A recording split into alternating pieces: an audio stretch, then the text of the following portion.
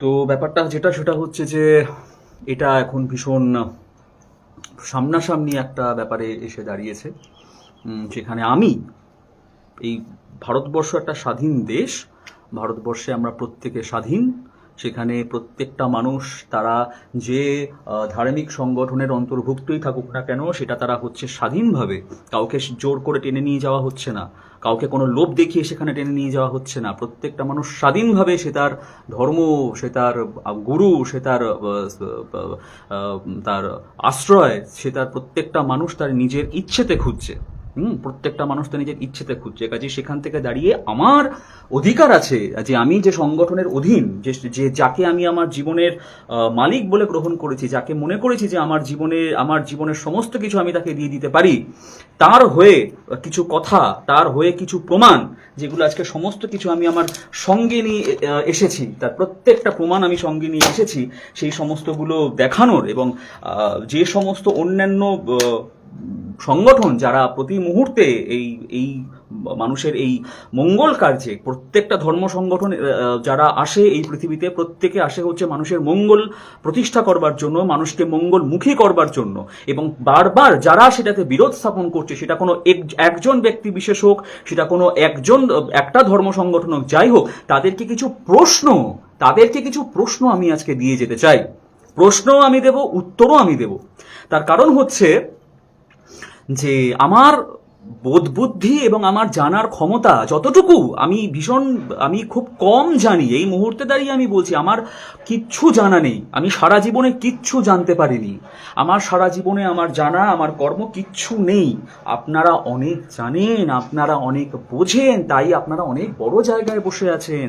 তাই সেই জায়গাতে আপনাদের জন্য আমার কিছু প্রশ্ন থাকবে। আপনারা প্রচুর প্রশ্ন করেন না, সৎসঙ্গীদের, অনুকূল ঠাকুরকে নিয়ে প্রচুর প্রশ্ন করেন না, তার পাল্টা কয়েকটা প্রশ্ন আজকে আমি আপনাদের করব, কিন্তু আপনাদের কষ্ট করে উত্তর দিতে হবে না। আমি আমার বোধ বুদ্ধিতে কিঞ্চিত যতটুকু বুঝি উত্তরটাও আমি দেব, পরে আপনারা বলে দেবেন সেটা ঠিক না ভুল, সেটা আপনাদের ব্যাপার। আপনারা তো বিচার করতে ভীষণ ভালোবাসেন, বিচার করতে আপনারা ওস্তাদ, বিচার করবার জন্য আপনারা বড় বড় সিংহাসন নিয়ে বসে আছেন, আপনারা বিচার করেন ধর্ম সংগঠনকে, আপনারা ভক্তদের বিচার করেন, আপনারা অবতার ভগবত সত্তাদের বিচার করেন। তো সেই বিচারের আসনে আপনারা যেহেতু বসে আছেন, তাই কয়েকটা প্রশ্ন আমি করবো, আপনারা বিচার করবেন যেটার উত্তর আমি ঠিক দিলাম না ভুল দিলাম।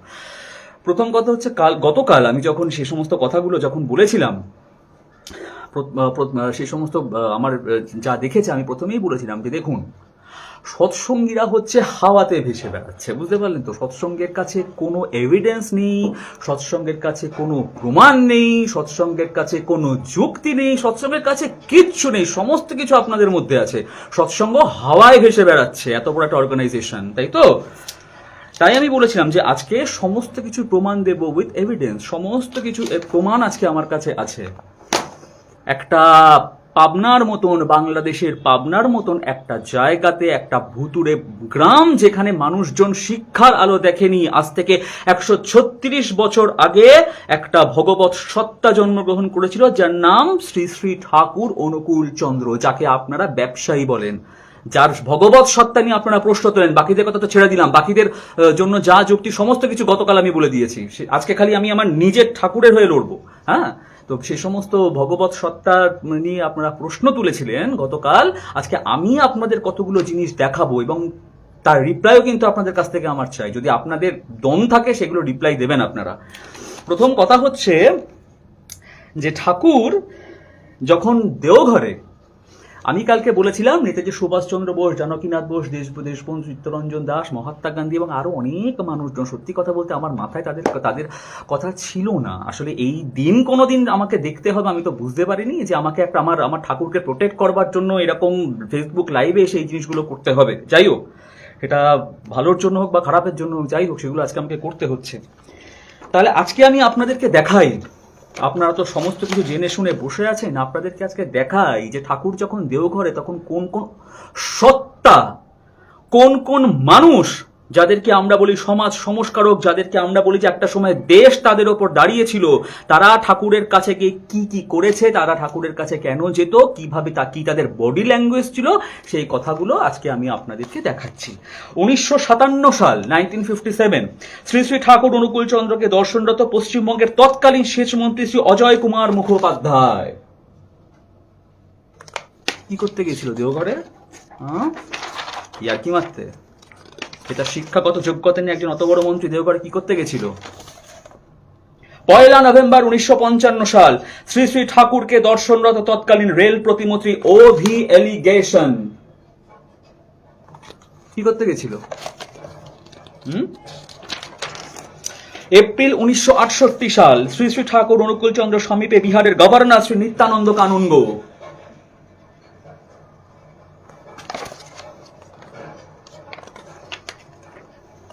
ভারতের জাতীয় কংগ্রেসের প্রাক্তন সভাপতি দেশবরেণ্য নেতা দেশবন্ধু চিত্তরঞ্জন দাসের শ্রাদ্ধ বাসরে শ্রী শ্রী ঠাকুর অনুকূলচন্দ্রের পুষ্পশোভিত প্রতিকৃতি। দেশবন্ধু চিত্তরঞ্জনের শ্রাদ্ধ বাসর শ্রী শ্রী অনুকূলচন্দ্রের প্রতিকৃতি, তার গুরু। সৎসঙ্গীরা হাওয়াতে চলে না।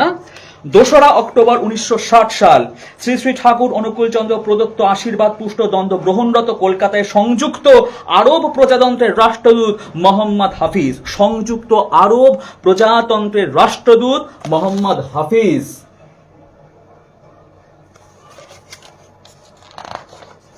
সৎসঙ্গ হাওয়ার উপর ভেসে থাকে। 1957 সাল দেওঘরে শ্রী শ্রী ঠাকুর অনুকূলচন্দ্র সমীপে কেন্দ্রীয় যোগাযোগ মন্ত্রী শ্রী লাল বাহাদুর শাস্ত্রী, আনন্দবাজার পত্রিকার সম্পাদক ও লোকসভা সদস্য শ্রী চপলাকান্ত ভট্টাচার্য এবং অপর লোকসভা সদস্য রাম সুভগ সিং কি করতে গেছিল ঠাকুরের কাছে?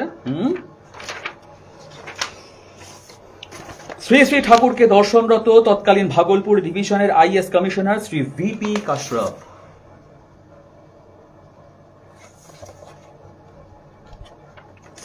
1953 সাল শ্রী শ্রী ঠাকুর অনুকূলচন্দ্রের দর্শনরত কলকাতা হাইকোর্টের মাননীয় বিচারপতি শ্রী R.P. মুখোপাধ্যায়। আমি বানাইনি এগুলো, আমি হাতে আঁকিনি এগুলো। 16 এপ্রিল 1957 সাল শ্রী শ্রী ঠাকুর অনুকূলচন্দ্র সমীপে কমিউনিস্ট নেতা এবং পশ্চিমবঙ্গের মাননীয় বিধায়ক কমরেড বঙ্কিমচন্দ্র মুখোপাধ্যায় কি করতে যেত?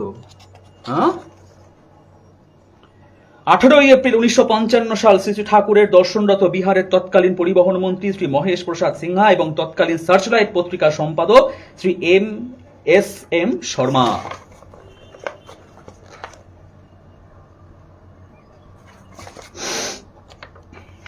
উনিশশো 1957 সাল শ্রী শ্রী ঠাকুর অনুকূলচন্দ্র প্রদত্ত আশীর্বাদ পুষ্ট দণ্ড গ্রহণরত উড়িষ্যার অর্থমন্ত্রী ডক্টর রাধানাথ রথ।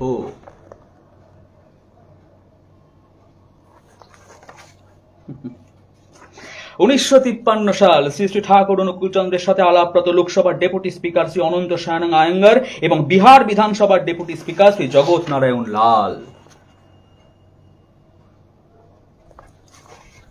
অনুকূল ঠাকুর ব্যবসা ফেলেছিল, অনুকূল ঠাকুরের ব্যবসা দেখতে যেত না এরা। ঠিক। 1953 সালের 26 অক্টোবর শ্রী শ্রী ঠাকুরের 66তম জন্মতিথিতে শ্রী শ্রী ঠাকুরকে দর্শনরত বিহারের অর্থমন্ত্রী ডক্টর অনুগ্রহ নারায়ণ সিনহা এবং বিহারের মাননীয় বিধায়ক শ্রীমতী সুন্দরী দেবী।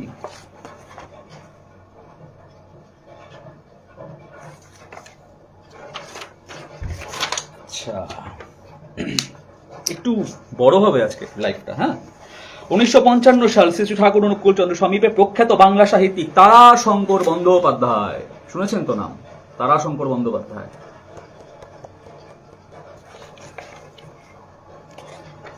1962 সাল শ্রী শ্রী ঠাকুর অনুকূলচন্দ্র প্রদত্ত আশীর্বাদ পুষ্ট দণ্ড গ্রহণরত বিশিষ্ট শিক্ষাবিদ কলকাতা সংস্কৃত কলেজের অধ্যক্ষ ডক্টর গৌরীনাথ শাস্ত্রী। এরা নিজেদের সমস্ত শিক্ষা দীক্ষা বৈভব প্রতিপত্তি সমস্ত কিছু রেখে হাত জোর করে গিয়ে দাঁড়িয়ে থাকতো। কি করতে? 16 এপ্রিল 1958 সাল শ্রী শ্রী ঠাকুর অনুকূলচন্দ্রের দর্শনরত BPCC এর সভাপতি শ্রী নন্দকুমার সিং।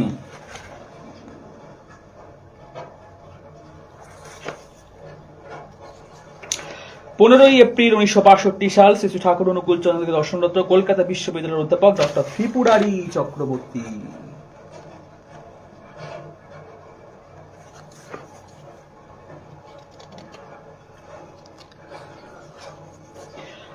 8 নভেম্বর 1966 সাল শ্রী শ্রী ঠাকুর অনুকূলচন্দ্র প্রদত্ত আশীর্বাদ পুষ্ট দণ্ড গ্রহণরত ভারতের বিশ্ববিদ্যালয়ের মঞ্জুরি কমিশনের chairman doctor D.S. Kothari.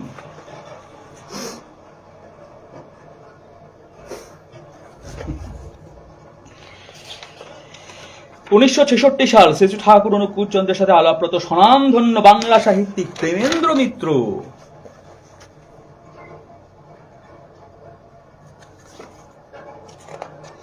15 April 1962 সাল শ্রী শ্রী ঠাকুরকে দর্শনরত সাহিত্যিক শ্রী পবিত্র কুমার গাঙ্গুলি।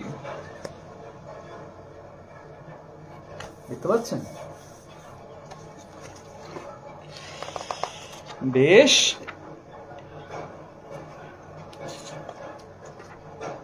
কালকে তো দেখিয়েছি এলগিন রোডে নেতাজির বাসভবনে শ্রী ঠাকুরের প্রতিকৃতি। 16 এপ্রিল 1958 সাল শ্রী ঠাকুরকে দর্শনরত বিহারের রাজস্ব মন্ত্রী শ্রী বীরচাঁদ প্যাটেল। সমস্ত মন্ত্রী মহোদয়, দেশের উপাচার্য, শিক্ষিত মানুষজন সৎসঙ্গে গিয়ে অনুকূল ঠাকুরের সামনে হাত জোর করে দাঁড়িয়ে থাকতো তার ভগবত সত্তাকে বোঝার জন্য। সেটা নিয়ে আপনারা প্রশ্ন তোলেন, আপনাদের মতন মানুষ। 14 এপ্রিল 1966 সাল শ্রী ঠাকুরকে প্রণামরত বিহারের মুখ্যমন্ত্রী শ্রী কৃষ্ণবল্লভ সাহায় এবং বিহারের ভূতপূর্ব মুখ্যমন্ত্রী পণ্ডিত বিনোদানন্দ ঝা।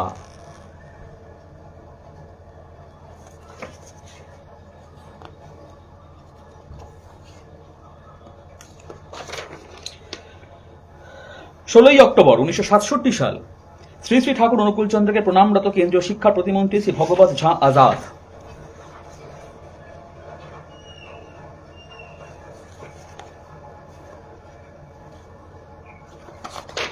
15 এপ্রিল 1965 সাল শ্রী শ্রী ঠাকুরকে প্রণামরত পশ্চিমবঙ্গ বিধানসভার অধ্যক্ষ শ্রী কেশব চন্দ্র বোস।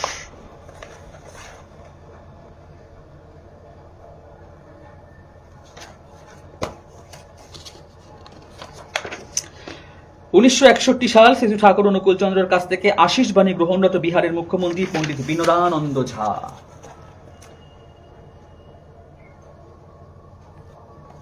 এক পরম সত্তার সামনে এরা সবাই গিয়ে মাথা নত করেছে, দেশের গণ্যমান্য ব্যক্তিরা সেই সময়। তার সত্তা নিয়ে আপনারা প্রশ্ন তোলেন। 22 অক্টোবর 1961 সাল শ্রী শ্রী ঠাকুর অনুকূল চন্দ্র প্রদত্ত আশীর্বাদ পুষ্টদণ্ড গ্রহণরত পশ্চিমবঙ্গ বিধানসভার মাননীয় অধ্যক্ষ শ্রী বঙ্কিমচন্দ্র কর।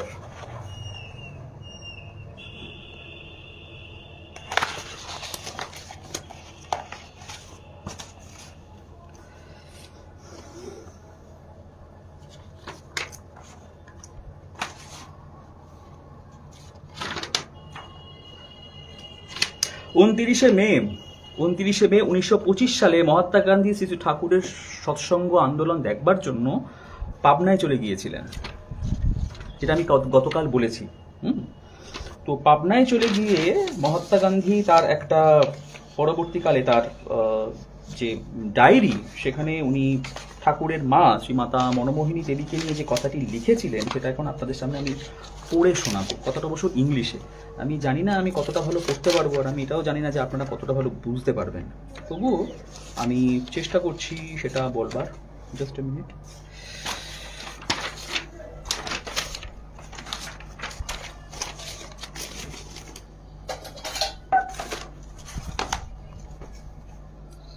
উনিশশো 1957 সাল অনুকূল চন্দ্র দর্শনরত শ্রী শ্রী ঠাকুরকে দর্শনরত পশ্চিমবঙ্গের তৎকালীন সেচমন্ত্রী অজয় কুমার মুখোপাধ্যায়। এই সমস্তগুলো তো আমি বললাম, আপনাদেরকে দেখিয়েছি। একটু জাস্ট সময় নিয়ে, আসলে অনেকগুলো তো অনেকগুলো কাগজ, অনেকগুলো ডকুমেন্ট আমার কাছে। হ্যাঁ, তো সেই সমস্তগুলো থেকে নেড়ে ঘেটে একটু আপনাদের দেখাতে একটু আমার সময় লাগছে।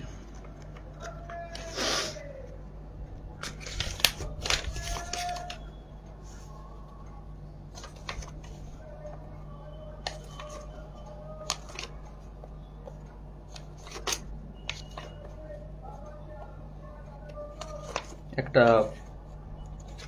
সংগঠন যেখানে কোটি কোটি মানুষ যাকে নিজের জীবনের দেবতা হিসাবে গ্রহণ করেছে, তাদের জীবনের আশ্রয় হিসাবে গ্রহণ করেছে, সেই সংগঠনটা সম্বন্ধে আপনারা যখন তখন যা তা কিছু বলে চলে যাচ্ছেন এবং কিছু বলার নেই। সেখানে কি ভাবেন? কারোর কিছু বলার নেই, কারোর কিছু করার নেই। সৎসঙ্গীরা কি হাতে চুরি পরে বসে থাকে?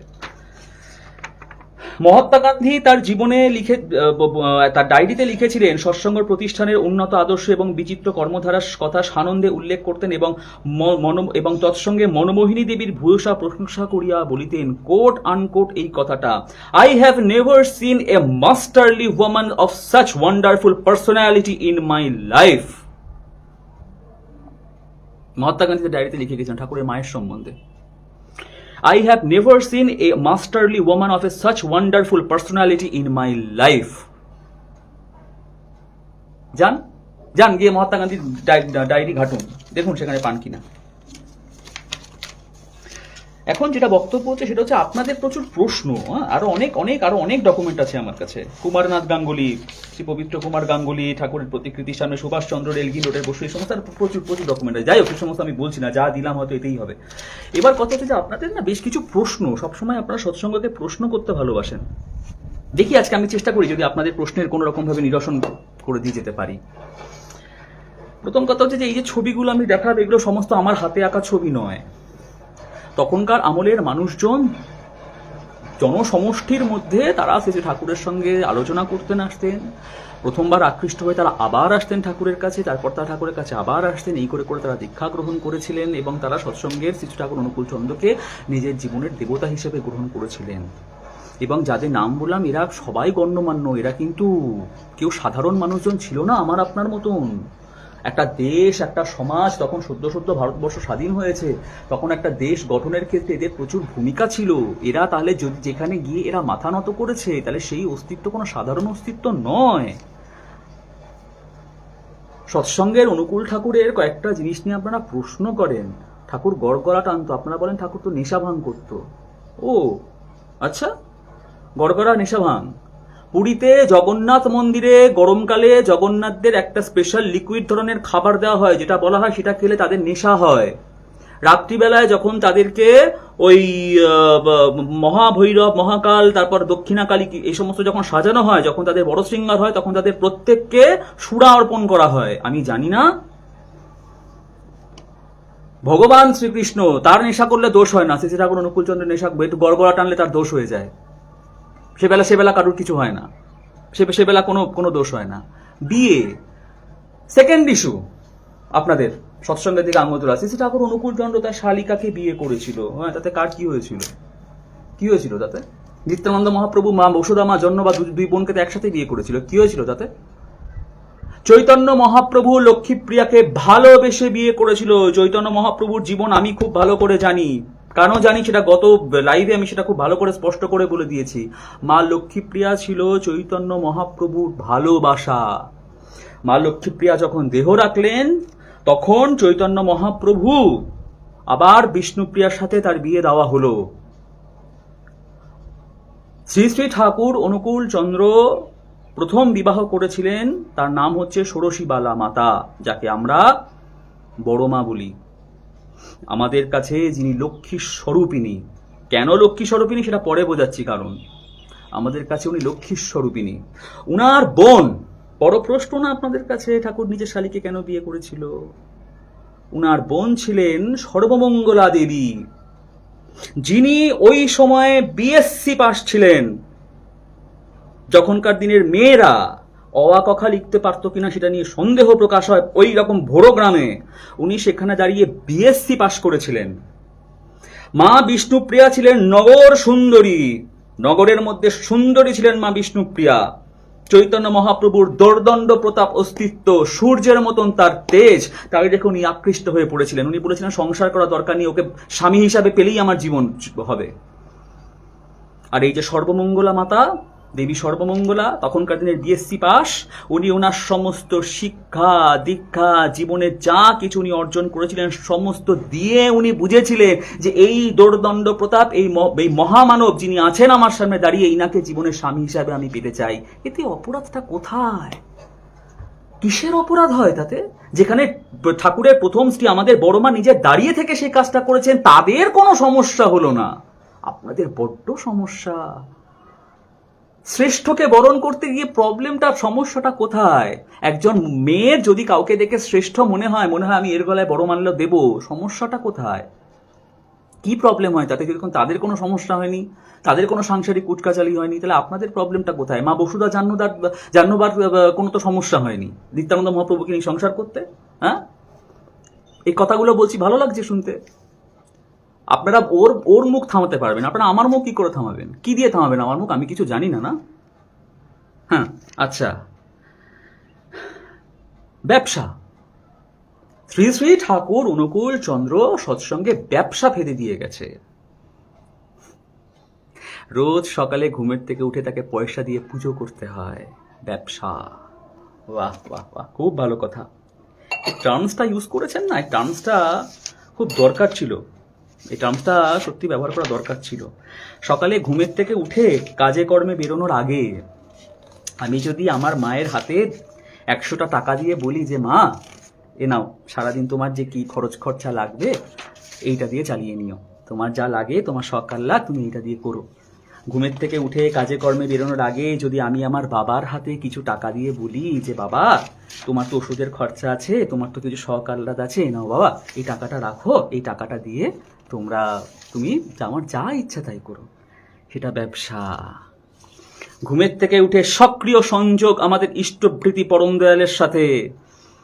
নিজের সাধ্য মতন যা হয় সেটা 1 টাকা 2 টাকা, কোনো কোনো সৎসঙ্গী আছে তারা প্রতিদিন 500 টাকা দিয়ে ঠাকুরের ইষ্টভৃতি করে। যদি গুরুর শ্রীচরণে রোজ 1 টাকার প্রণামী দিয়ে তাকে বলি যে ঠাকুর সারাদিন তোমারও তো লাগবে, তুমিও তো একটা অস্তিত্ব, আমার মতন রক্ত মাংসের একটা জীবন্ত, আমি দেখতে পাচ্ছি না তোমাকে, তাই বলে কি তুমি নেই, তোমারও তো লাগবে, তোমারও তো দিন গুজরান আছে, নাও ঠাকুর তোমাকে দিয়ে গেলাম, সারাদিন তুমি এটা দিয়ে চালিও।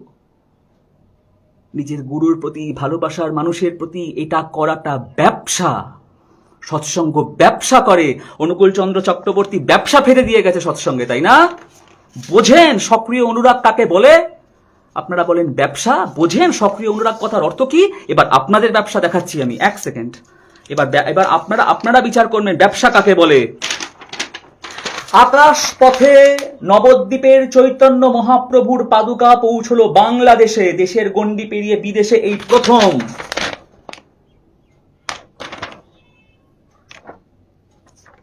আজ থেকে একটা অস্তিত্ব 550 বছর আগে এই পৃথিবীতে জন্মগ্রহণ করেছে, 400-750 বছর আগে সে তার লীলা করে চলে গেছে। তার চরণ পাদুকা সারা ভারতবর্ষ ঘুরে বেড়াচ্ছে, ভারতবর্ষের গণ্ডির বাইরে ঘুরে বেড়াচ্ছে, এমনি এমনি না টাকা রোজগার করবার জন্য।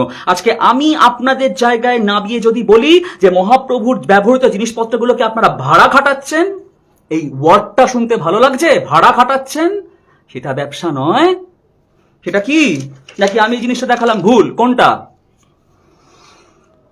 দেওঘরে আমাদের মেমোরিয়াতে শ্রী শ্রী ঠাকুর অনুকূল চন্দ্রের ব্যবহৃত জুতো, চটি, মোজা, ধুতি, গামছা, ব্রাশ, টাইপরাইটার, চশমা, তার পানের পিকদানি, তার ভাতের থালা, তার জলের গ্লাস, সমস্ত কিছু সেখানে রাখা আছে মিউজিয়াম করে। কোটি কোটি টাকা নিয়ে কোনো ভক্ত যদি আমাদের আচার্যদেরকে বলে দাদা একবার ঠাকুরের জুতোটা আমাদের বাড়িতে নিয়ে আধা ঘন্টা পুজো করে দিয়ে যাব, দেখি তো তারা পারমিশন দেয় কিনা। আর আপনারা 450 বছর পরে তার জুতো ভাড়া খাটিয়ে সব জায়গায় খাচ্ছেন, সেটা ব্যবসা নয়? শুনতে খারাপ লাগছে, আমার বলতেও খারাপ লাগছে, আমার শিক্ষা, আমার দীক্ষা, আমার মনে লাগছে এই কথাগুলো আপনাদেরকে বলতে, কিন্তু বলছি কেন জানেন তো? কারণ এই ভাষায় না বললে আপনাদের বোধোদয় হবে না। সেটা ব্যবসা নয়। আর ঘুমের থেকে উঠে নিজের ঠাকুরকে যদি 1 টাকা দিয়ে বলি যে ঠাকুর তোমার তো দিন গুজরান লাগে, নাও এটা রাখো, তুমি তো জীবন্ত জ্যান্ত, আমি তোমাকে দেখতে পাচ্ছি না, কিন্তু এটা রাখো, যেটাকে আমরা বলি ইষ্টভৃতি, ইষ্টকে ভরণ করার দায়িত্ব আমার, সেটা ব্যবসা। সেটা তখন ব্যবসা হয়ে যায়। বাহ রে বাহ, বাহ। কোনটা ব্যবসা? কাকে ব্যবসা বলেন আপনারা? ইতিহাস বলছে, ভূগোল বলছে চৈতন্য মহাপ্রভুর জন্মস্থান গঙ্গার তলে চলে গেছে, থাকতে পারে না কোনোদিন।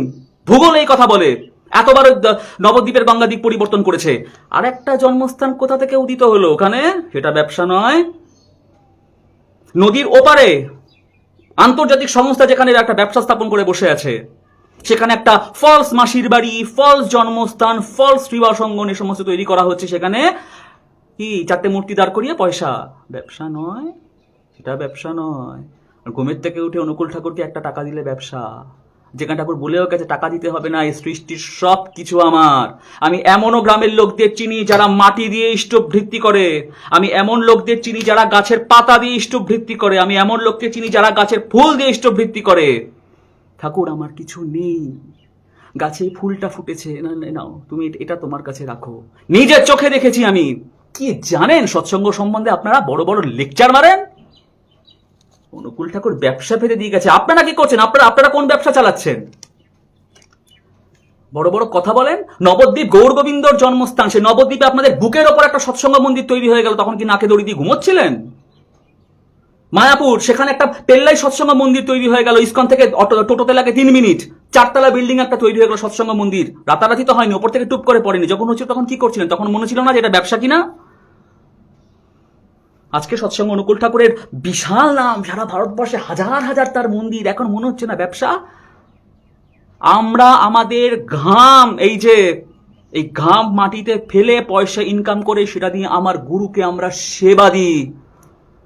হিসেব দেখানোর প্রয়োজন পড়ে না, তাও হিসেব দেখাচ্ছি। সৎসঙ্গের টাকা কোথায় যায় দেখবেন? সৎসঙ্গের টাকা কোথায় যায়? এই যে করোনার সময় দেওঘর সৎসঙ্গ থেকে 10 কোটি টাকা দেওয়া হয়েছিল ভারত সরকারকে। এই যে তার প্রমাণ। আরো প্রমাণ দেখবেন? দেখাচ্ছি। এই সমস্ত প্রমাণ দেখানোর কোনো প্রয়োজন পড়ে না, কিন্তু আপনাদের মতন মানুষদের বোধোদয়ের জন্য এই সমস্ত প্রমাণ পড়ে। এই যে 50 লক্ষ টাকা দেওয়া হয়েছে সৎসঙ্গের তরফ থেকে। এটা হচ্ছে আপনার কোথায় চিফ মিনিস্টার ঠাকুর সুখবিন্দর সিং সুখু, উনি বোধহয় কোথাও একটা বোধহয় ভূমিকম্প বা এরকম কিছু বন্যা ফন্যা হয়েছিল, সেখানে ত্রাণ তহবিলে 50 লক্ষ টাকা দেওয়া হয়েছে সৎসঙ্গের তরফ থেকে। টাকাগুলো কি হাওয়া থেকে আসে? আমরা আমাদের সৎসঙ্গের ইষ্টবৃত্তির পয়সা পাঠাই, সেখান থেকে মানুষের সেবা হয়। এরকম কোনো কন্ট্রিবিউশন আপনাদের আছে? দেখাতে পারবেন? দেখান উইথ ডকুমেন্টস, কোথায় কি দেন আপনারা, দেখি, আমি একটুখানি দেখি। ভাল লাগছে না এই কথাগুলো শুনতে? আপনাদের হয়তো শুনতে ভালো লাগছে, কিন্তু এই কথাগুলো আমার বলতে ভালো লাগছে না। এই কথাগুলো বলবার জন্য আমি আসিনি, এই কথাগুলো আমি বলতে চাই না, কিন্তু আমাকে বাধ্য হয়ে বলতে হচ্ছে। তার কারণ এই যে আমার ফেসবুক অ্যাকাউন্ট, এই ফেসবুক অ্যাকাউন্টটা আজ থেকে আমার 1.5 বছর আগে খোলা। এই ফেসবুকে না এলে আমি জানতে পারতাম না যে কোন লেভেলের অপপ্রচার চলছে সৎসঙ্গের বাইরে। আপনারা অ্যাক্টিভিটি কিছু করতে পারছেন না। আপনারা কি করছেন? আপনারা কয়েকটা ফেসবুক পেজ খুলে রাখছেন, কয়েকটা ফেসবুক পেজে থ্রু দিয়ে উল্টাপাল্টা কথাগুলো বলছেন, ভুলভাল কথাগুলো রুটিয়ে বেড়াচ্ছেন, মানুষকে দিগ্ভ্রান্ত করার চেষ্টা করছেন, যার কোনোটাই সাকসেসফুল হবে না। একটা পোস্টে দেখি ঠাকুর দেওঘর থেকে পাবনা থেকে দেওঘর চলে এলেন কেন? তাড়া খেয়ে চলে এসছেন। ঠাকুরকে তাড়া করা হয়েছে, ঠাকুর তাড়া খেয়ে এখানে চলে এসছেন। ভারতবর্ষের কোন অবতার তার জন্মস্থান পরিবর্তন করেনি আজকে আমি জানতে চাই। রামচন্দ্র অযোধ্যায় জন্মেছিল, তাকে 14 বছরের বনবাস দেওয়া হয়েছিল, সে শ্রীলঙ্কায় গেছিল রাবণ বধ করতে। কি করতে গেছিল সে? তাড়া খেয়ে গেছিল। শ্রীকৃষ্ণ সারা জীবন বৃন্দাবনে থাকতে পারত, সেখান থেকে তাকে মথুরা হয়ে দ্বারকায় যেতে হলো। কেন? তাড়া খেয়ে গেছিল। চৈতন্য মহাপ্রভু নবদ্বীপে জন্মগ্রহণ করেছিল, তাকে পুরীতে চলে যেতে হয়েছিল। কেন? তাড়া খেয়েছিল। রামকৃষ্ণ ঠাকুর কামারপুকুরে জন্মগ্রহণ করে তাকে দক্ষিণেশ্বরে আসতে হয়েছিল, তাড়া খেয়ে এসেছিল। আর অনুকূল ঠাকুর পাবনা থেকে দেওঘরে চলে এলেই সেটা তাড়া খেয়ে চলে আসা হয়। প্রশ্ন, উত্তরটা আমি দিচ্ছি। রামচন্দ্র বনবাসে না গেলে রাবণ বধ হতো না। শ্রীকৃষ্ণ বৃন্দাবন থেকে যদি না যেত কংসবধ হতো না, কুরুক্ষেত্র যুদ্ধ হতো না, গীতা এই সৃষ্টিতে আসতো না। চৈতন্য মহাপ্রভু নবদ্বীপ ধাম ছেড়ে যদি পুরীতে গিয়ে না যেত, তাহলে মানব কল্যাণ হতো না, মানুষকে সন্ন্যাসের পথে দেখাতো না। বাংলার প্রথম আদর্শ সন্ন্যাসী চৈতন্য মহাপ্রভু। রামকৃষ্ণ ঠাকুর যদি কামারপুকুরের দক্ষিণেশ্বরে না আসতো, স্বামী বিবেকানন্দের সঙ্গে তার দেখা হতো না। সারা পৃথিবীতে হিন্দু ধর্ম শ্রেষ্ঠ সেটা প্রমাণিত হতো না। প্রত্যেকে তার পারপাসে তার স্থান পরিবর্তন করে। আর অনুকূল ঠাকুর কি করার জন্য দেওঘরে এসেছিল? অনুকূল ঠাকুর জানতো খুব ভালো মতন যে দেওঘরে যত গুণীমানী ব্যক্তি আছে, এরা যদি সৎসঙ্গে আসে, তাহলে আমার মানব সেবার যে কর্ম, মানব সেবার যে পরিধি, সেটা বৃদ্ধি হতে পারে, মানবের কল্যাণের পরিমাণটা বৃদ্ধি হতে পারে। তাই সে এসেছিল। সে তাড়া খেয়ে আসেনি। যদি তারা খেয়ে আসতো, তাহলে আজকে বাংলাদেশে ঢাকা বিশ্ববিদ্যালয়ের মতন একটা জায়গা, একটা ঢাকা বিশ্ববিদ্যালয়ের মতো ইউনিভার্সিটির সৎসঙ্গ নিয়ে একটা আলাদা ডিপার্টমেন্ট তৈরি হতো না। অনুকূল ঠাকুর যদি তারা খেয়ে আসতো, তাহলে আজকে পাবনায় অত বড় একটা সৎসঙ্গ মন্দির তৈরি হতো না। বাংলাদেশের সমস্ত জেলায় জেলায় সৎসঙ্গ মন্দির তৈরি হতো না, অত বড় বড় সৎসঙ্গের কাজ হতো না। অনুকূল ঠাকুর তারা খেয়ে এসেছে না? অনুকূল ঠাকুর তারা খেয়ে এসেছে। বলবার আগে একবার ভেবে চিন্তে কথাগুলো বলতে ইচ্ছা করে না? পূজাবিধি, সৎসঙ্গের পূজাবিধি নিয়ে মানুষের অনেক সমস্যা। কোথা থেকে যেন তারা আমাদের বীজ নাম জানতে পেরে গেছে। হ্যাঁ, এটা কোন বীজ নাম, এর অর্থ কি, এর অক্ষর কি, সমস্ত নানাবিধ তাদের কল্পনা আছে সেটা এখন অনুকূল চন্দ্রকে নিয়ে।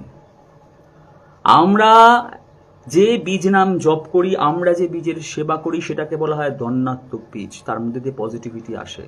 Bharatvarsha, America, England, Russia, German, bedroom, toilet, বাড়ির উঠোন, বাড়ির ছাদ, যেখানে দিয়েই সে নাম জপ করা হয় না কেন, ওই একজন পরমপিতা, ওই অস্তিত্বই আমাদের সামনে নাম জপের সময় এসে দাঁড়ায়। আপনাদের কথা বলবো, যে বীজ নামের সেবা আপনারা করেন, সেই বীজ নামে তো এক বীজ নামে তো অনেকের পুজো করা যায়। বলবো? আমি বলবো না, কেন এই সমস্ত পাবলিকলি বলতে নেই, সে শিক্ষার্থী সহবতটুকু আমার আছে। যে এক বীজ নামে অনেকের সেবা করা যায়, তাই আপনাদের বীজটাকে বলা হয় ভাবাত্মক বীজ, অর্থাৎ যাকে পূজা করব তাকেই আমাকে ভাবতে হবে। যদি বাই চান্স অন্য কাউকে ভেবে ফেলি, তাহলে সে আমার সামনে চলে আসবে। আমাদের সে আইডেন্টিটি ক্রাইসিস আমাদের নেই। আমরা যার পুজো করি, যার বীজ নাম জপ করি, সেই আমাদের সামনে আসে। কালী কৃষ্ণর বিভেদ করেন না আপনারা। চৈতন্য মহাপ্রভু হচ্ছে শ্রীকৃষ্ণের নবকলেবর। শ্রীরামকৃষ্ণ, ওনাকে বলা তো চলমান মা ভবতারিণী। মা ভবতারিণী সচল হলে যা হয় সেটা হয় শ্রীরামকৃষ্ণ পরমহংসদেব। তার সম্বন্ধে আজে বাজে কথাগুলো বলার সময় মনে ছিল না যে কালীর যা বীজ কৃষ্ণরও তাই বীজ? সেগুলো বলবার সময় মনে ছিল না যে শ্রীকৃষ্ণ তার নিজের অঙ্গে যদি অন্য কোনো দেবদেবীর রূপ ধরে থাকে, সেটা হচ্ছে স্বয়ং মা কালী। যখন রাধারানীকে আয়ন ঘোষ আর ধরতে গেছিল শাশুড়িরা রাসলীলার সময়, শ্রীকৃষ্ণ তখন কালী রূপ ধারণ করেছিল। বলতে এই সমস্ত কথা বলতে বাধে না। আমি নিজে চরিত্রে অভিনয় করেছি এই এই এই এই এই ইয়েটাতে, এই এই এই এই মানব শরীরে। আমার জীবন ধন্য, যেরকম একটা প্রেম অবতারের চরিত্রে আমি অভিনয় করতে পেরেছিলাম। আবার আমি একটা প্রজেক্টে জগন্নাথ হয়েছিলাম, প্রজেক্টের নাম ছিল মহাপীঠ তারাপীঠ। মহাপীঠ তারাপীঠে আমি জগন্নাথ হয়েছিলাম। জগন্নাথ কি ছিল না, তারামার রথ হবে। আমরা সবাই জানি যে তারাপীঠে তারামার রথ হয়। তো গল্পটা ছিল যে তারামার রথ হবে। তারামার যখন রথ হচ্ছে, তখন একটা দুষ্ট শক্তির প্রভাবে তারামার রথটা তখন নিচে পড়ে গেছে। তারামার রথের চা কাটকে গেছে। তখন জগন্নাথ যে সেই রথটাকে ঠেলে তুলে দিল। তাতে তারামার জগন্নাথকে বলছে, হয়তো এটা কাল্পনিক গল্প, বা যদিও এটা সত্যি হয় বা কাল্পনিক যাই হোক, কিন্তু কত সুন্দর মেসেজ যাচ্ছে সোসাইটির প্রতি। তখন তারামা বলছে যে প্রভু, আপনি এখানে পুরীতে তো লক্ষ লক্ষ ভক্ত আপনার জন্য অপেক্ষা করছে। তখন জগন্নাথ বলছে, দেবী তারা, আমার রথের সঙ্গে সঙ্গে আপনার রথটাও যাতে সুষ্ঠুভাবে হয়, সে দায়িত্বটা তো আমার। আমি আপনার রথকে রথকে ঠেলে দিয়ে তুলে দিয়ে গেলাম। আপনার এখন নিশ্চিন্তে আপনার রথযাত্রা উৎসব, আপনার ভক্ত বামা আপনার রথযাত্রা উৎসব পালন করবে। আমি যাচ্ছি, আমি পুরীতে, সেখানে লক্ষ লক্ষ ভক্ত আমার জন্য অপেক্ষা করছে। আমি গেলে তবে রথযাত্রা শুরু হবে। কৃষ্ণকালীর নিজেদের মধ্যে যখন কোনো প্রবলেম নেই, তখন আপনারা এই সমস্ত প্রবলেম কোথা থেকে তৈরি করে নিয়ে আসেন?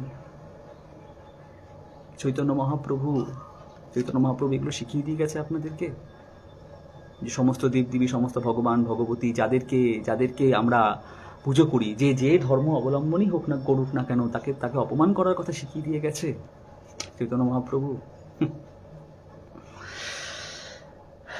সব থেকে বড় কথা হচ্ছে যে আজকে আমি নিরপেক্ষ কতগুলো প্রশ্ন করব। কিছুক্ষণের জন্য আমি নিজেকে সনাতন হিন্দু ধর্ম থেকে সরিয়ে নিচ্ছি। কিছুক্ষণের জন্য আমি ভুলে যাচ্ছি আমি সৎসঙ্গী, কিছুক্ষণের জন্য আমি ভুলে যাচ্ছি আমি আস্তিক। এখন এই মানুষটা আপনাদের সামনে দাঁড়িয়ে আছে, এ হচ্ছে নাস্তিক। কতগুলো প্রশ্ন করবো এখন আমি আপনাদের সামনে। প্রথম কথা হচ্ছে যে মহাপ্রভু ষড়ভুজ মূর্তি দর্শন করিয়ে দিয়েছিলেন না? ওনার দুটো হাত ছিলেন রামচন্দ্রের, তারপরের হাত দুটো ছিল শ্রীকৃষ্ণের, তারপরে ছিল না নিজের দুটো হাত। ষড়ভুজ মানে উনি একই অঙ্গে সবাইকে সব পুরুষোত্তমদের দেখিয়ে দিয়ে গেছেন। অনুকূল ঠাকুরের দৈব সত্তা, ভগবত সত্তা নিয়ে আপনারা প্রশ্ন তোলেন না। আজকে আমি যদি শ্রী রামচন্দ্রের ভগবত সত্তা নিয়ে প্রশ্ন তুলি, রাবণ বধ করে ফেললো, সারা জগৎ তোলপাড় করে ফেললো, সীতা সীতা সীতা সীতা যখন সামনে এলো, তখন তাকে বললো অগ্নি পরীক্ষা দাও। অন্তঃসত্ত্বা অবস্থাতে সে তাকে ত্যাগ করলো। আমি যদি তাকে নিয়ে প্রশ্ন তুলি, একজন নাস্তিক হয়ে নাস্তিকের সমস্ত প্রশ্ন তোলে, আমি যদি একজন নাস্তিকের মতন আপনাকে প্রশ্ন করি যে শ্রীকৃষ্ণ ভগবান, রাধারানী আয়ন ঘোষের বউ, তাকে নিয়ে বৃন্দাবনে লীলা করলো, তারপরে 16,100 পট্টমহিষী নিয়ে দ্বারকাতে সংসার করলো, এটা কোন ধরনের চরিত্র? আমি যদি প্রশ্ন করি, ভালো লাগছে শুনতে। চৈতন্য মহাপ্রভু কৃষ্ণ লক্ষ্মীপ্রিয়া মারা যাবার পর বিষ্ণুপ্রিয়াকে আবার বিয়ে করলেন। উনি তো জানতেন উনি সন্ন্যাসী নেবেন, তাহলে কি দরকার ছিল ওনার জীবনটাকে নষ্ট করবার? বিষ্ণুপ্রিয়া দেবী জীবনটাকে নষ্ট করবার কি দরকার ছিল? আমি যদি প্রশ্ন তুলি মা শারদা ঠাকুরের কাছে একটি সন্তান চেয়েছিলেন, যে ঠাকুর একটি সন্তান দরকার। ঠাকুর তখন তাকে বলেছিলেন, একটা সন্তানে তোমার কি হবে?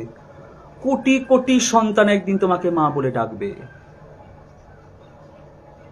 অনুকূল ঠাকুরকে নিয়ে যখন প্রশ্ন তোলেন, আমাদেরও তখন এরকম খারাপ লাগে। আর আস্তিক হয়ে আমি সে প্রশ্নগুলোর উত্তর দিচ্ছি। মা সীতার অগ্নি পরীক্ষা না হলে তার দেবীত্ব বলে, তাকে দেবী বলে আমরা মানতাম না। অন্তঃসত্ত্বা অবস্থায় একজনের মাত্র একটা অবজেকশনে রাম যদি তার সীতাকে ত্যাগ না করতো তাহলে রামরাজ্য সুষ্ঠুভাবে পরিচালিত হতো না। শ্রীকৃষ্ণ যদি বৃন্দাবন থেকে মথুরায় না যেত তাহলে কংসবধ হতো না। শ্রীকৃষ্ণ যদি দ্বারকায় না যেত তাহলে জরাসন্ধ শিশুপাল বধ হতো না। চৈতন্য মহাপ্রভু যদি নবদ্বীপ ছেড়ে বৃন্দাবনে না যেত তাহলে ভারত বা প্রথম আমাদের বাঙালি হিসাবে কোনো আদর্শ সন্ন্যাসীকে আমরা সামনে পেতাম না। শ্রীরামকৃষ্ণ ঠাকুর যদি মা শারদাকে এই জগতের মা না দেখিয়ে দিত তাহলে মা শারদা সংসারের চাপে থাকতেন, তখন তার দেবীত্ব প্রকাশিত হতো না।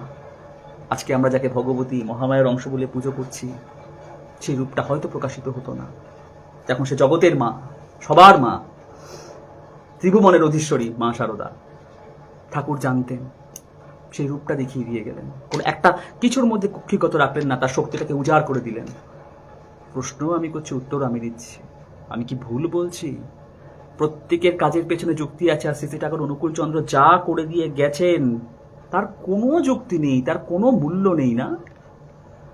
আমি কদিন আগে একজন সেও মনে হয় খুব সম্ভবত বৈষ্ণব, কারণ এই ধরনের কথাটা বৈষ্ণবরাই বলে জেনারেলি, জানি না সে কোন সংগঠনের, মাথা নেড়া গেরুয়া পড়া একজন বলছে রথের সময়, আমরা সনাতনীরা সারা জীবন দেখেছি পুরীতে জগন্নাথের রথ হয়, অনুকূল চক্রবর্তী, টার্ম শুনুন, অনুকূল চক্রবর্তীর ভক্তরা দেখছি তাকে গাড়িতে সাজিয়ে গুছিয়ে নিয়ে যাচ্ছে, তার রথে তার রথ করছে, আমরা এর বিরোধিতা করি। আপনারা এর বিরোধিতা করছেন? অনুকূল চক্রবর্তী, খুব ভাল লাগে না কথাগুলো বলতে? জগন্নাথ মিশ্র ছেলে, বিশ্বম্ভর মিশ্র বলবো এখন থেকে? ভাল লাগবে শুনতে? সৎসঙ্গের স্ট্রাগলটাকে রেসপেক্ট করতে ভালো লাগে না? না, এই সমস্ত কথাগুলো বলছি শুনতে ভালো লাগে যে চৈতন্য মহাপ্রভু নিমাই, তার আসল নাম তো বিশ্বম্ভর মিশ্র, নামটা রেখেছিল অদ্বৈত মহাপ্রভু। বিশ্বের ভর যার হাতে তার নাম হচ্ছে বিশ্বম্ভর। তাকে যদি সম্বোধন করি জগন্নাথ মিশ্র ছেলে বিশ্বম্ভর মিশ্র, ভাল লাগবে শুনতে? ফাটে না? সৎসঙ্গীদের এখানটা ফাটে যখন শুনি লোকে বলছে অনুকূল চক্রবর্তী। আপনাদের মতন সাধু গুরু বৈষ্ণব এই সমস্ত সম্বোধন আপনাদের শোভা পায়? পুরীতে জগন্নাথের রথযাত্রা হচ্ছে, কাঠের রথ, নন্দীঘোষ, তালধ্বজ, দর্পদলন, 3 দেবদেবী যাচ্ছে রথে চড়ে। কি আনন্দ! আমার খুব ভালো লাগে, সত্যি তো ভালো লাগে। প্রভু প্রথমবার রথ থেকে বেরোচ্ছে, ওরকম পেল্লাই একটা রথে চড়ে ঠাকুর যাচ্ছে গুন্ডিচা মহলে, দেবী গুন্ডিচার বাড়িতে, খুব ভাল লাগে। সৎসঙ্গীদের কি ভাল লাগে জানেন? সৎসঙ্গীরা তাদের জগন্নাথকে কোনো কাঠের রথে চড়ায়নি। ওই যে শুনেছি, ওই যে আছে না দেওঘরে, ওখানে গিয়ে দেখবেন গাড়ি পাল্লারে রোলস রয়েলসের গাড়ি, কালো চকচকে রোলস রয়েলসের গাড়ি। এই ভক্তরা তাদের মাথার ঘাম পায়ে ফেলে ইনকাম করে, কালেকশন করে, অনুকূল চন্দ্র ঠাকুর মাটি খুঁড়ে পয়সা বার করেনি, ওপর থেকে টাকা পড়েনি, যা করেছে সমস্ত ভক্তরা করে দিয়েছে তাকে। আপনাদের যেমন জগন্নাথকে রথে চড়াতে ভালো লাগে, আমাদের অনুকূল ঠাকুরকে রোলস রয়েলসের গাড়িতে চড়াতে খুব ভালো লেগেছিল। ওই হচ্ছে আমাদের জগন্নাথের রথ, উনি হচ্ছে আমাদের জগন্নাথ। জগন্নাথের রথের কথা বলেন না? অনুকূল ঠাকুরের রথ কেন করা হচ্ছে? অনুকূল ঠাকুরের রথ, অনুকূল ঠাকুরের কালপাড়ে গিয়ে দেখবেন কতগুলো গাড়ি দাঁড়িয়ে আছে, সেগুলো অনুকূল ঠাকুরের মাটির খোঁড়া পয়সা দিয়ে আসেনি, ভক্তরা তার ভগবানের সেবা করেছে সেগুলো দিয়ে।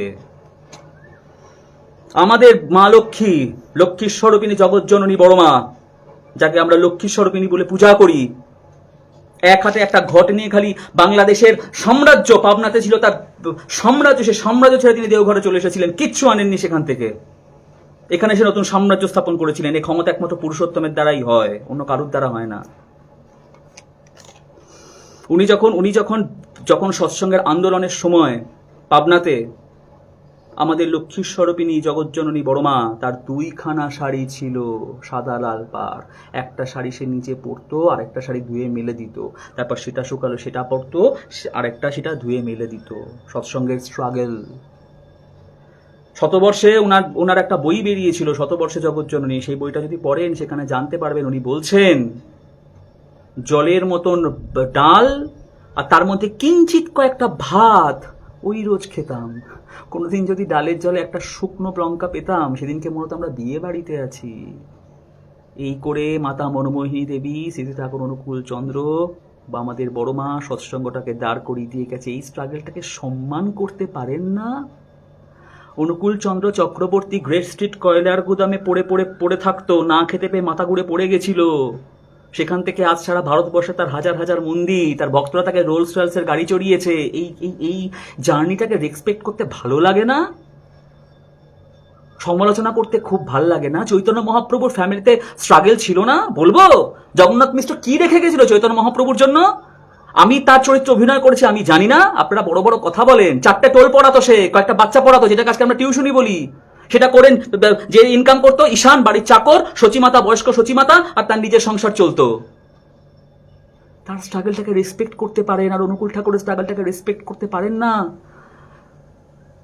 চৈতন্য মহাপ্রভু চলে যাওয়ার পর সচিমাতা আর মা বিষ্ণুপ্রিয়া কি অবস্থায় ছিল জানি না? আমি লেখাপড়া করিনি, আমি জানি না কতটা স্ট্রাগলের মধ্যে দিয়ে তাদের জীবন গেছে? সেটাকে রেসপেক্ট করতে পারেন। আর অনুকূল ঠাকুর তার বংশ নিয়ে কিভাবে সৎসঙ্গ আন্দোলন করে একটা সংগঠন দাঁড় করে দিয়ে গেছে, সেটাকে আপনারা রেসপেক্ট করতে পারেন না। আপনারা তাহলে কাকে রেসপেক্ট করেন? আপনারা কাকে রেসপেক্ট করেন? এটা আপনাদের নিজেদেরকে প্রশ্ন করুন তো, কাকে রেসপেক্ট করেন? আপনারা মুখে বলেন যে আমরা প্রেমের অবতার, চৈতন্য মহাপ্রভু প্রেমের অবতার। চৈতন্য মহাপ্রভুর পায়ের নখ থেকে মাথার চুল পর্যন্ত প্রেম দিয়ে ঢাকা ছিল। যেদিন সুদর্শন চক্র আবাহন করেছিল জগাই মাদেকে মারবে বলে, নিত্যানন্দ কপালের রক্ত ঝরছে, নিত্যানন্দ তার পায়ে পড়ে গিয়েছিল। পায়ে পড়ে গিয়ে বলেছিল, প্রভু এ জন্মে অস্ত্র নয়, এ জন্মে প্রেম দিয়ে জগৎকে জয় করতে হবে। ধনী দরিদ্র মুচি মেথর চণ্ডাল চাড়াল যেখানে যা ছিল, নগর কীর্তনের সময় প্রত্যেককে আলিঙ্গনে আবদ্ধ করতো, বলতো ভাই একবার হরিবোল বলো। অস্পৃশ্যতার ছোঁয়া তো তার মধ্যে ছিল না, সে তো প্রেমের অবতার ছিল। তাকে দেখলে মানুষ পাগল হয়ে যেত। তার রূপ, তার ঐশ্বর্য, সমস্ত কিছু দেখে মানুষের মাথা খারাপ হয়ে যেত। ওই সত্তা যখন কাউকে জড়িয়ে ধরতো, মানুষ পাগল হয়ে যেত। মানুষ ভাবতো ভগবান এসে আমাদেরকে জড়িয়ে ধরছে, আমাদেরকে তো ছায়াও কেউ মারায় না। এই চরিত্রের নাম ছিল চৈতন্য মহাপ্রভু। আপনারা দিনরাত তার সেবা করেন। আচ্ছা আপনারা সত্যি কথা বলুন তো, কটা মুসলমানকে আপনারা জড়ান? আজকে কোনো সংগঠন থেকে যদি আপনাদের আশ্রমে বেড়াতে যায়, প্রথমে জিজ্ঞেস করেন দীক্ষা হয়েছে? যদি বলে হ্যাঁ, যদি দেখেন যে গলায় তিলক আর রসগোল্লা আছে, বুঝে নেন তারা বৈষ্ণব, সেটা দেন। আর যদি দেখেন অন্য কোনো সংগঠন থেকে, যদি কেউ বলে যে না আমরা সৎসঙ্গী, যদি কেউ বলেন আমরা অন্য কোনো সংগঠন থেকে আসছে, ও আচ্ছা, না তোমাদের দীক্ষা হয়নি, তোমাদের দীক্ষা হয়নি। কই তখন মুখে এই ভাষাটা আসে না যে আয় ভাই বুকে আয়, আমরা তো প্রেমের অবতারের পূজা করি, আয় ভাই তোরা যার পূজা করিস তারই রূপ, আমরা যার পূজা করি তারই তো আরেক রূপ। সব তো যে এক জায়গাতেই পড়ছে। সৎসঙ্গীদের আলিঙ্গন করতে ইচ্ছা করে না? অন্যান্য সংগঠন, অন্যান্য আশ্রমিক যারা আছে, তাদের আশ্রয়ীদের, সেই সমস্ত আশ্রমিকদের যারা সেই সমস্ত ভগবানের অনুরাগী, তাদেরকে আলিঙ্গন করতে ইচ্ছা করে না? যবন হরিদাস সারা জীবন তার ছায়া পর্যন্ত চৈতন্য মহাপ্রভুকে মারাতে দেয়নি। চৈতন্য মহাপ্রভু যতবার তাকে আলিঙ্গন করতে গেছে, হরিদাস বলে সে পেছনে সরে গেছে, বলছে প্রভু আমি যবন, আমার ছায়া তুমি ছুঁয়ো না, তুমি অস্পৃশ্য হয়ে যাবে। যেদিন পুরীতে যবন হরিদাস দেহ রাখলো, সেদিন চৈতন্য মহাপ্রভু আনন্দে আহ্লাদিত হয়ে তার দেহ তুলে নিয়ে বলল, হরিদাস আজকে কোথায় পালাবে? তাকে তার দেহ হাতে নিয়ে সে নগর কীর্তন করলো। আমি জানি না পুরীতে আছি না যবন হরিদাসের সমাধি? মিথ্যে কথা বলছি আমি? সেই প্রেম পুরুষোত্তমে, সেই প্রেম অবতারের আপনারা পুজো করেন। আপনাদের প্রেম কোথায়? আজ থেকে 550 বছর আগে, 600 বছর আগে চৈতন্য মহাপ্রভু পৃথিবীতে এসেছিলেন। আপনারা তো আমাদের থেকে অনেক সিনিয়র আজকে আপনারা। অনুকূল ঠাকুর 136 বছর আগে এসেছে। কোথায় আজকে আমরা আপনার আদর্শ আপনারা আজকে আমাদের কাছে আদর্শ, আমরা কোথায় আপনাদেরকে আদর্শ বলে জানবো? তা না, আজকে ফেসবুক লাইভে সেই সমস্ত কথাগুলো বলতে হচ্ছে। আপনারা ওর সৎসঙ্গের অনুকূল ঠাকুরকে নিয়ে তুলনা করেন। আপনারা বলেন যে সৎসঙ্গ অনুকূল ঠাকুরের সঙ্গে নিতাই গৌর রাধামাধবের তুলনা কেন করা হচ্ছে? অ্যাকসেপ্টেন্স নেই আপনাদের মধ্যে। আজকে আমি পারি একটা মুসলমানকে জড়িয়ে ধরতে, আমি পারি একটা বৈষ্ণবকে নিয়ে ঘন্টার পর ঘন্টা চৈতন্য মহাপ্রভুর গল্প শুনতে, আমি পারি একজন রামকৃষ্ণ মিশনের কাউকে নিয়ে ঘন্টার পর ঘন্টা মা শারদা আর পরম শ্রী ঠাকুরের গল্প শুনতে, আমি পারি এক খ্রিস্টান বন্ধুর সাথে ঘন্টার পর ঘন্টা গল্প শুনতে। আমি সমস্ত কিছু জানি, জিসাস ক্রাইস্টকে সম্বন্ধে শুনতে আমার ভালো লাগে। এগুলো ঠাকুর পথ দেখিয়ে দিয়ে গেছে। ঠাকুর বলে গেছে, পূর্বতনে মানে না যারা, জানিস নিচক ম্লেচ্ছ তারা। আমি তো ম্লেচ্ছ হতে চাই না, আমাকে তো আমার ঠাকুরের বাণীকে সত্যি করতে হবে। তাই সবার প্রতি আমার এই অ্যাকসেপ্টেন্স, সবাই সম্বন্ধে আমি জানতে চাই। আপনাদের সে অ্যাকসেপ্টেন্স নেই, আপনারা কারোর সম্বন্ধে জানতে চান না কেন? কি হবে অনুকূল ঠাকুর সম্বন্ধে জানলে? আপনাদের কি সরকারকে এক্সট্রা ট্যাক্স দিতে হবে?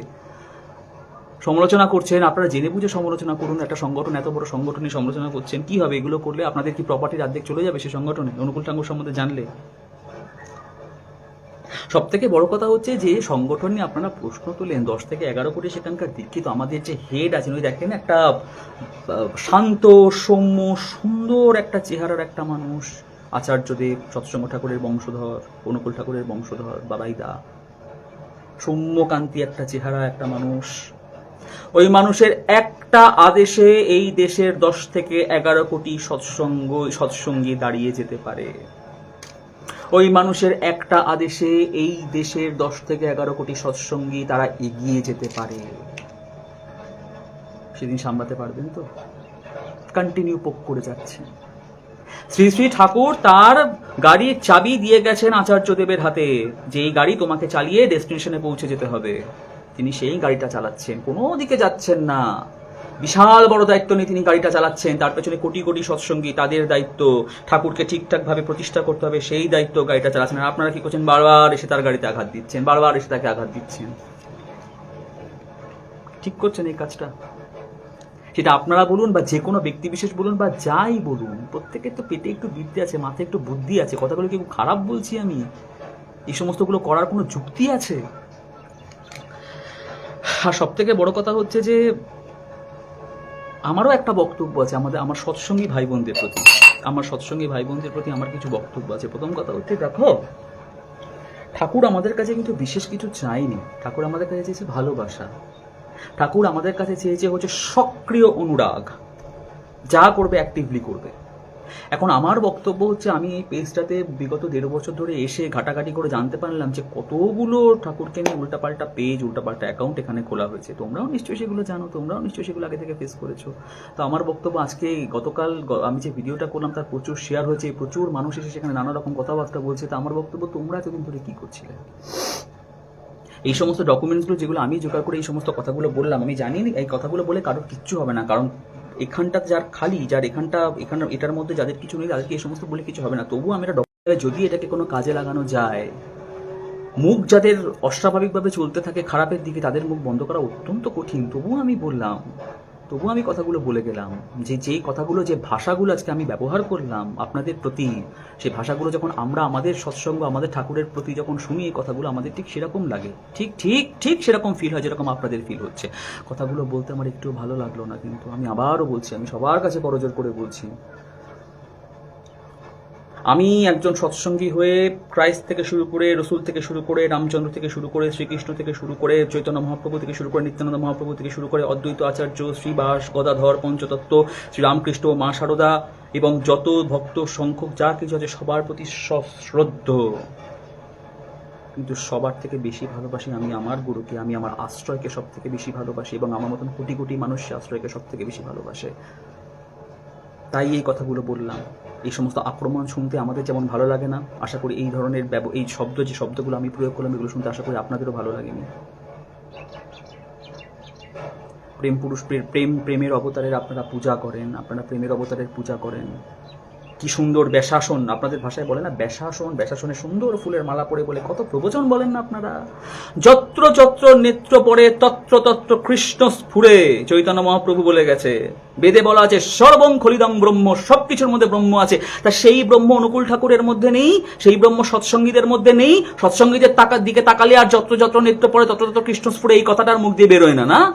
তখন একটা কম্পিটিশন চলে আসে, এই ওরা অনেক স্পিডে এগোচ্ছে, ভাই আমাদের এবার খুব স্লো, আমাদের এবার স্পিডে হতে হবে। আমি যখন ছোট ছিলাম না, তখন দেখতাম ওই স্কুলে বাচ্চাদের কম্পিটিশন হতো, এরকম মাঠে দাগ কাটা থাকতো 1 2 3 4, আর সব ছোট ছোট বাচ্চারা না দৌড়াতো। আর কোনো কোনো বাচ্চা বিচ্ছু টাইপের হতো, তারা কি করতো, ওই যেই দেখতো তার পাশ থেকে আরেকজন এগিয়ে তার হাত টেনে ধরতো, হাত টেনে ধরে সে নিজে এগোতো। তখন এটা হুইসেল বাজতো, হুইসেল বাজিয়ে সে বাচ্চাটাকে আউট করে দেওয়া হতো। এই সংঘকে টেনে, ওই সংঘকে টেনে পেছনে ফেলে নিজে এগিয়ে যাওয়ার প্রচেষ্টা, এটা কোন ধরনের শিক্ষা? নিজের হাত পা চালিয়ে এগিয়ে যান না। চৈতন্য মহাপ্রভুর একটা সময় যখন ছিলেন, তখন পৃথিবীতে গরুর গাড়ি, নৌকা এই সমস্ত ছিল, ঘোড়ার গাড়ি এই সমস্ত ছিল। আজকে আপডেটেড, সবকিছু আপডেট হয়ে গেছে। আজকে আপনারা যখন যান, আপনারা ট্রেনে করে যাচ্ছেন, আপনারা প্লেনে করে যাচ্ছেন, সবকিছু আপডেট হয়ে গেছে। সবকিছুর আপডেটটাকে সহ্য করা যায়, ধর্মের আপডেটেড ধর্মটাকে সহ্য করা যায় না, না? রামচন্দ্র আসার পরে সেই আপডেটেড একটা ভার্সন নিয়ে শ্রীকৃষ্ণ এলো, শ্রীকৃষ্ণের পরে চৈতন্য মহাপ্রভু এলো, তারপর রামকৃষ্ণ ঠাকুর এলো, তারপর অনুকূল ঠাকুর এলো। এই আপডেটেড ভার্সনগুলোকে সহ্য করা যায় না, না? তখন প্রবলেম। ও সবকিছু আপডেটেড হতে পারে, ফোন আপডেটেড হতে পারে, ল্যাপটপ আপডেটেড হতে পারে, গাড়ি ঘোড়া আপডেটেড হতে পারে, ধর্ম আর আপডেটেড হতে পারে না। ধর্মের আপডেশন হবে না, ধর্ম সেইখানে পড়ে থাকবে। কোথায় লেখা? কোথায় লেখা? একটা ফোনের দোকানে গিয়ে দেখবেন তো প্রতিদিন কটা বাটন ফোন বিক্রি হয় আর কতদিন কটা স্মার্টফোন বিক্রি হয়, ফোনের দোকানে দাঁড়িয়ে দেখবেন। ধর্ম যখন স্মার্ট হয় তখন মানুষ সেই স্মার্ট ধর্মের দিকে এগিয়ে যায়, তখন আর কি ওই বাটন ফোন নিয়ে নাড়াচাড়া করে না। বলতে হবে কেন এই কথাগুলো? আজকে যখন শ্রী রামচন্দ্র এসেছিল তখন মানুষ তাকে গ্রহণ করেছিল, তারপর যখন শ্রীকৃষ্ণ এসেছিল অটোমেটিক্যালি মানুষ তাকে গ্রহণ করেছিল, প্রকৃতির নিয়ম। চৈতন্য মহাপ্রভু যখন এলো তখন মানুষ তাকে গ্রহণ করলো, রামকৃষ্ণ দেব যখন এলো মানুষ তাকে গ্রহণ করলো, আর পরের পুরুষোত্তম যিনি এসেছেন যুগ পুরুষোত্তম মানুষ তাকে গ্রহণ করলো, তখন মানুষের প্রবলেম। নাকি এমন কোথাও শাস্ত্রে বলা ছিল যে আর কেউ আসবে না পৃথিবীতে? এমন কোথাও লেখা ছিল? তাও তো লেখা ছিল না। ভগবানের বিশ্ব, ভগবানের ব্রহ্মাণ্ড, ভগবান যেখানে করে জন্মগ্রহণ করতে পারে। কিছু কিছু বললে এরা দেখে চতুর্সম্প্রদায়কে টানে, চতুর্সম্প্রদায়কে টানে। কোন সৎসঙ্গ কোন সম্প্রদায়ের অন্তর্ভুক্ত থাকে?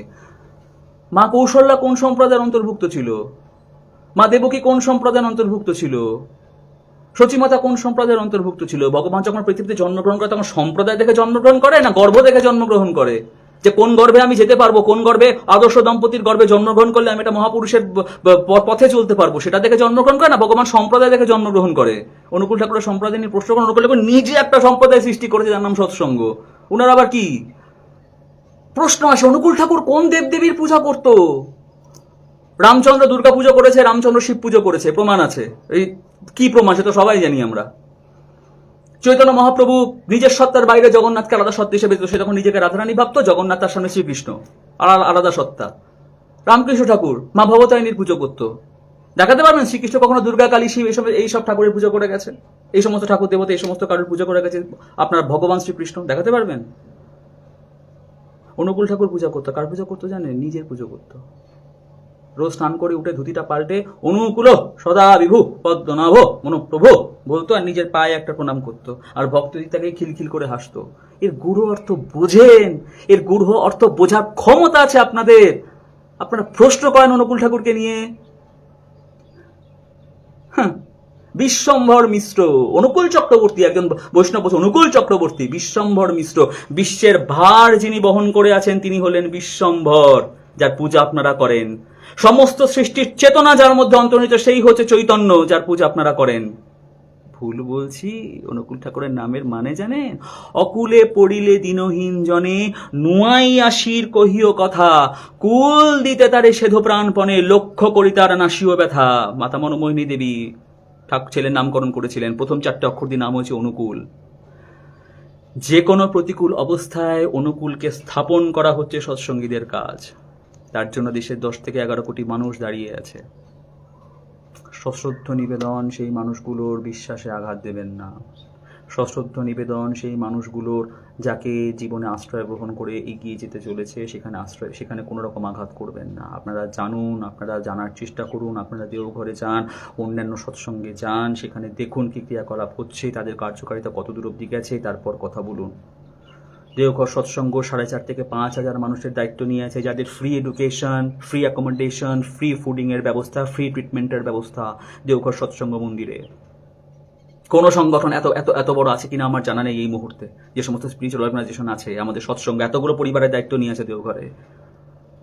না জেনে না শুনে কথা বলবেন না, এটা অপরাধ, এটা অপরাধ। এর থেকে বেশি আমার আর কিছু বলবার নেই। ছোট বড় যদি কিছু কথা বলে থাকে আমাকে ক্ষমা করবেন। আমার বুদ্ধি, প্রথমেই বলেছি, অত্যন্ত নিম্ন বুদ্ধি সম্পন্ন মানুষ, আমি কিছু জানি না। যতটুকু আমি আমার ঠাকুরকে ভালোবেসে যেটুকু করেছি সেটুকু প্রচেষ্টা রয়ে যাবে। আর সৎসঙ্গীদের একটা কথা বলছি, গুরু ভাই বোনদের যারা আছো, শ্রীকৃষ্ণ নিজে ভগবান ছিল, তাও তাকে নারায়ণী সেনা রাখতে হয়েছিল। আমরা সৎসঙ্গের সেনা, অনুকূল ঠাকুরের সেনা। নারায়ণী সেনারা প্রতিদিন তরবারে শান দিত, আমরাও শান দেব। কিসে দেব জানো? জ্ঞান তরবারিতে। ওইটা দিয়ে সামনে অজ্ঞানী যারা আসবে তাদের স্যাপ করে তাদের অজ্ঞানতার মাথা কেটে দিতে হবে। আমরা ঠাকুরের সেনায়, কথাটা মাথায় রেখো। জয় গুরু। বন্দে পুরুষোত্তম। সবার চরণে সাধু গুরু বৈষ্ণব যারা আছেন প্রত্যেকের চরণে, অন্যান্য সংগঠনের যারা আছেন সবার চরণে সশ্রদ্ধ প্রণাম। ভালো থাকবেন।